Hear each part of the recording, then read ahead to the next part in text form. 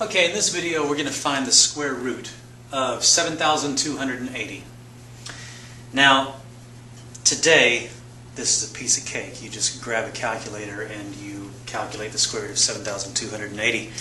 But we're not going to do this using today's technology. We're going to do this using the technology of 1970.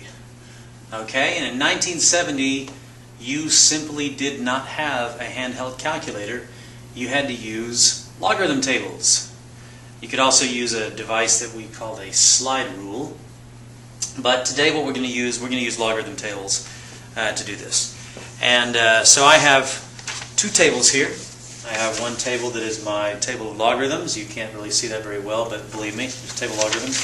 And I have this other table that is the table of powers of 10, which is also sometimes called a table of antilogs or antilogs. Okay, so how to start? With the square root of 7,280, first let's express this in scientific notation. This is going to be the square root of 7.28 times 10 to the third power. Okay? Now at this point I use my table of logarithms, and so I say, okay, what's the log of 728? And as it turns out, it is 0.86213. Okay? Just look up on your table of logs and you will find that that's the answer. Now, what does that mean? That means that 10 to the 0.86213 equals 7.28. So now I can rewrite this as the square root of 10 to the 0.86213 times 10 to the third. And what do you do when you have 10 to the 1 power times 10 to the other power? You add those exponents.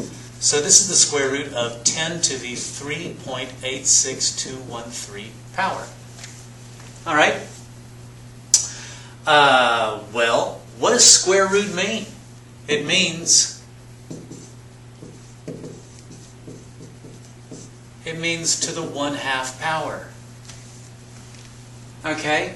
And now that I have that to the 1/2 power, what am I going to do with these exponents? I multiply those exponents. So now I get 10 to the 1 point, let's see, what's half of that? 931065 power. I believe that's right. And so there's my answer. 10 to the 1.931065 power. Unfortunately, this isn't real helpful. I don't know what in the world that is. So now what I have to do is I have to transfer this back into standard notation. And the way we do that is with our other table, not the table of logarithms, but the table of powers of 10, or anti-logarithms. And so I say, okay, so this is, I'm going to split this up. This is 10 to the 0.93, it's approximately 10 to the 0.931 times 10 to the 1. Okay?